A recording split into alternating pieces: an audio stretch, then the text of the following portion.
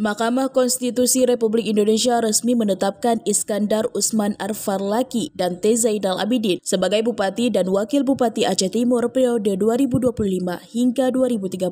Putusan tersebut usai ditolaknya seluruh gugatan perselisihan hasil pemilihan umum Pilkada Aceh Timur 2024 yang diajukan pasangan calon nomor urut 1 Haji Sulaiman Tole dan Abdul Hamid. Sidang pembacaan putusan tersebut digelar di Gedung MK, di mana majelis hakim menyatakan bahwa dalil-dalil yang diajukan pemohon tidak memiliki dasar hukum yang kuat. Sementara itu, Iskandar Usman Arfarlaki mengatakan, usai putusan ini agar tidak ada lagi polemik di kalangan masyarakat, siapa yang menang dan siapa yang kalah. Ia mengajak semua pihak untuk bersatu membangun Aceh Timur yang lebih maju ke depan. Telah memberikan kepada kita kewenangan Hakim Mahkamah Konstitusi barusan saja membacakan putusan yang terkait dengan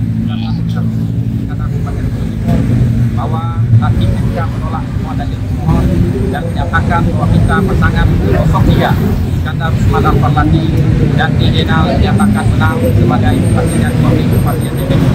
Saya mengharapkan dukungan kepada seluruh masyarakat dan tentunya kemenangan ini saya juga berharap kepada masyarakat tidak lagi berpolemik soal siapa yang menang, siapa yang kalah. Tapi mari kita membangun Aceh Timur kita ini 5 tahun yang akan datang. Tidak ada lagi pasangan 01, 02 dan 03 serta 04. Mari sama-sama kita bergandengan tangan.